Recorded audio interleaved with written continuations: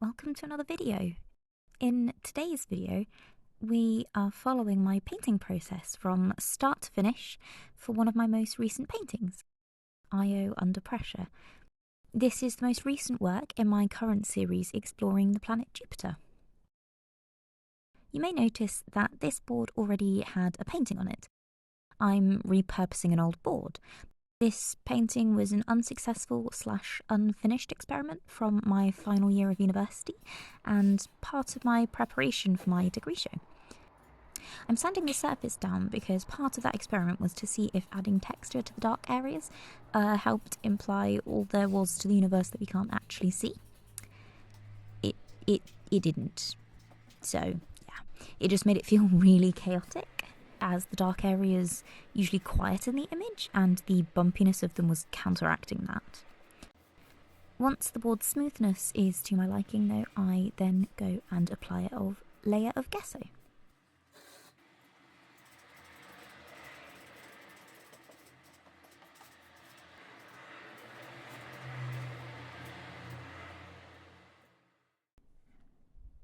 I already came up with a concept for my painting, but I needed to finalise and check my colour plan for it.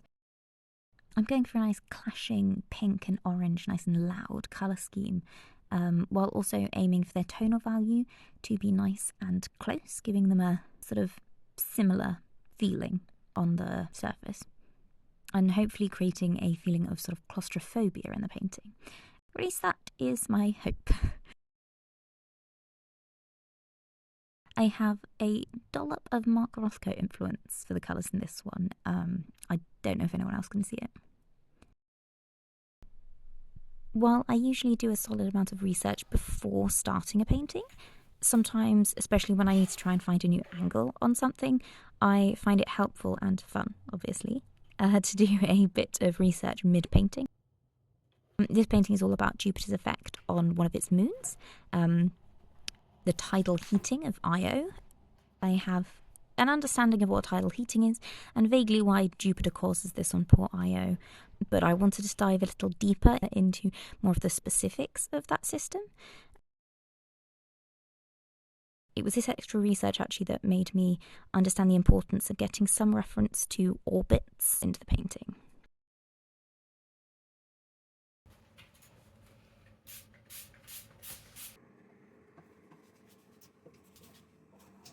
Once the base colour is applied and dry, I can start painting. I mark out my starting composition and just work onwards from there, referring back to the key ideas I want to portray in the work.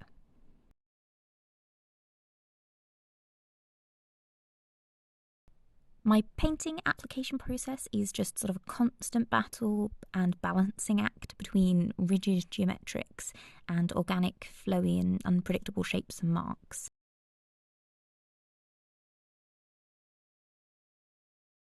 I love the formality of the geometrics, but sometimes they can develop into a bit of a straitjacket if overused. My favourite way to escape that straitjacket is to literally throw some paint at the surface. The splattery shapes really break up the geometrics and force me to find a sort of new way into the painting.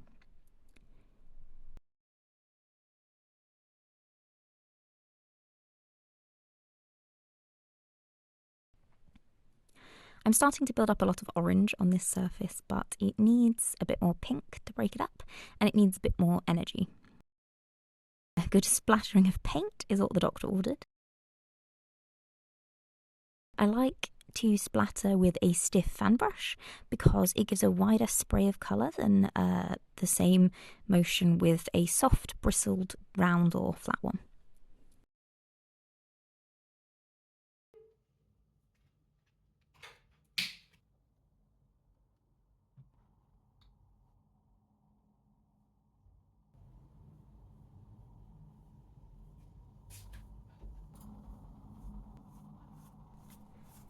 I'm using black in a more unusual way for me in this one. It's the theme of this whole series, actually. I usually start with a base of black and build colour on top of it, but here I'm starting with colour and adding black. Black stops colours from interacting how they usually would when it's the base colour. It acts as a neutral barrier between them, but I wanted more freedom to explore the colour interactions in this series, so I'm now using it as an additive instead. The use of black and white and colour is a sort of recognisable constant throughout my work. It's partly because I love that drama of that ultimate high contrast combination. It's also the fact that the black is like a constant link to the vast emptiness of space. But in this particular work, it's doing something else as well.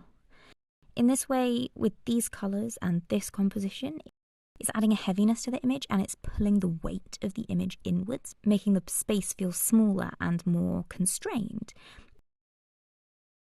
In most of my work, the black actually expands the image, so it's really exciting and interesting to be utilising it in this new way in this piece. I'm really proving to myself that I really do understand the colours that I use. It's good for my confidence.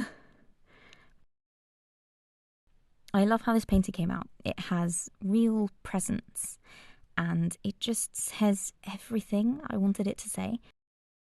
I really hope you enjoyed following along with my painting process. I'm going to make a video for each painting in this new Jupiter series, looking at the final work and discussing the imagery of the works and any artist influences, and of course the science that inspired them.